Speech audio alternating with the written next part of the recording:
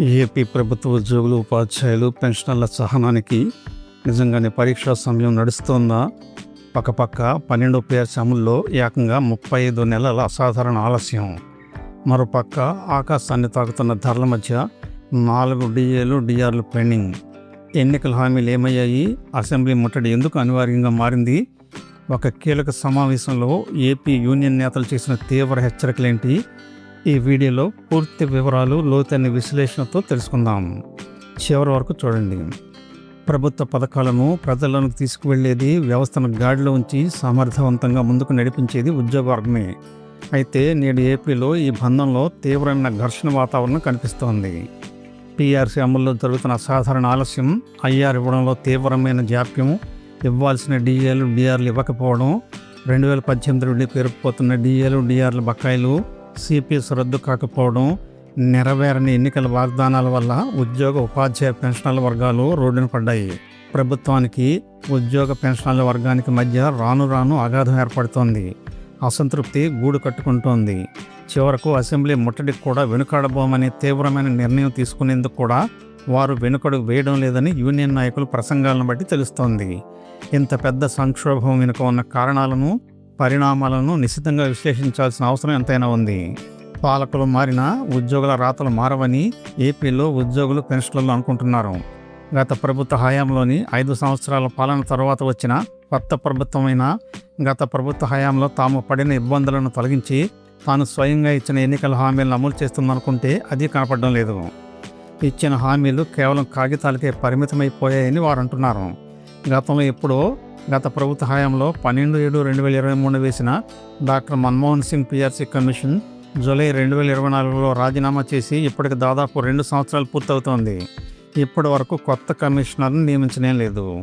మునుపెన్నడూ లేని విధంగా 12వ పిఆర్సీ అమల్లో ఏకంగా 35 నెలల ఆలస్యమైంది. పెండింగ్లో ఉన్న 4 డిఏలు, డిఆర్లు మంజూరు చేయలేదు. అరకొర బకాయిలు మాత్రం చెల్లించారు. పూర్తిగా నెరవేరని ఆర్థిక బకాయిల వాగ్దానాలతో ఏపీ ఉద్యోగ, ఉపాధ్యాయ, పెన్షనర్ల వర్గాల్లో తీవ్ర ఆగ్రహ జ్వాలలు ఎగిసిపడుతున్నాయి. ప్రభుత్వం ఎప్పటికైనా స్పందించి తన మొండి వైఖరిని వీడకపోతే ఏకంగా రాష్ట్ర అసెంబ్లీని ముట్టడించడానికి కూడా వెనుకాడబోమని ఉద్యోగ సంఘాలు తీవ్రమైన హెచ్చరికలు జారీ చేస్తున్నాయి. ఈ తీవ్ర ఉద్రిక్త పరిస్థితుల నడుమ రాష్ట్రోపాధ్యాయ సంఘం ఆంధ్రప్రదేశ్ ఏపీఎస్టీయు రాష్ట్ర అధ్యక్షులు మల్లు రఘునాథరెడ్డి ప్రభుత్వంపై తీవ్ర స్థాయిలో విమర్శలు గుప్పించారు. రాష్ట్ర ప్రభుత్వ ఉద్యోగులు, పెన్షనర్లకు జూలై 2023 నుంచి అమలు కావాల్సిన 12వ పిఆర్సీని దాదాపు 35 నెలలుగా పెండింగ్లో పెట్టడం అన్యాయమన్నారు. అధికారంలోనికి వచ్చిన వెంటనే పీఆర్సీని అమలు చేస్తామని హామీ ఇచ్చిన ప్రభుత్వం నేడు ఆ ఊసే ఎత్తకుండా, ఉలుకు పలుకు లేకుండా వ్యవహరిస్తోందని ఆయన మండిపడ్డారు. ఇప్పటికైనా పీఆర్సీ కమిటీని ఏర్పాటు చేయకపోతే ఉద్యోగులు, ఉపాధ్యాయులు, పెన్షనర్లు అసెంబ్లీని స్తంభింపజేస్తారని స్పష్టం చేశారు. ఉద్యోగ వర్గాల ఆర్థిక పరిస్థితిని దిగజారుస్తున్న ప్రభుత్వం వ్యవహరిస్తున్న తీరును ఎస్టీయూ నాయకులు తప్పుపట్టారు.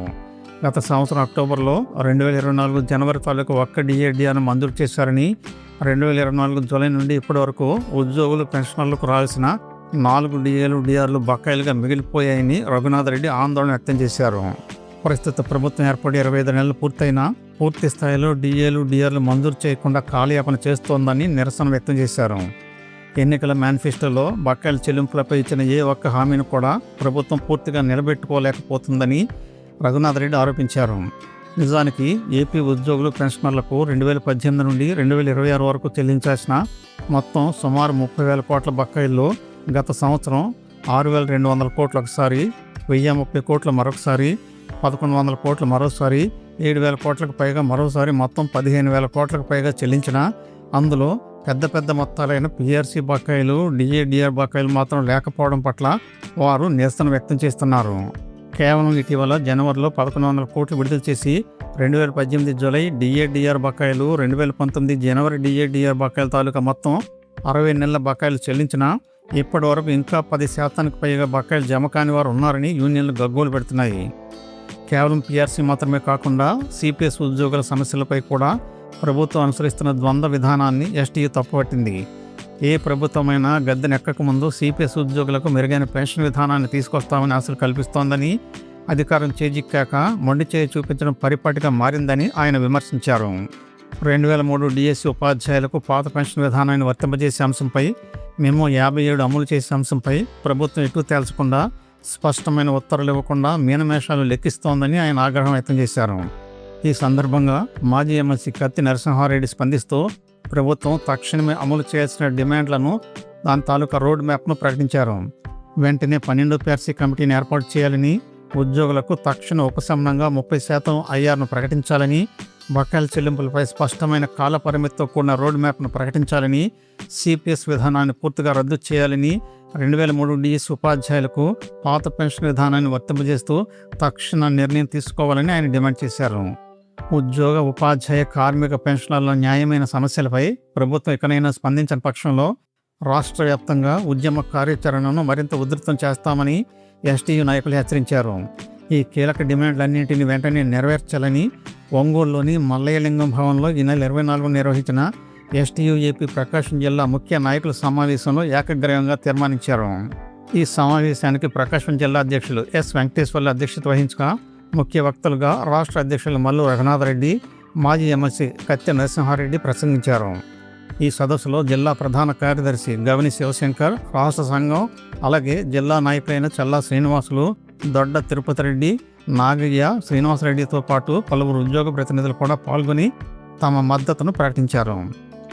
వీడియో నచ్చితే తప్పకుండా సబ్స్క్రైబ్ చేసుకోండి, 10 మందికి షేర్ చేయండి, తప్పనిసరిగా లైక్ చేయండి. ధన్యవాదాలు.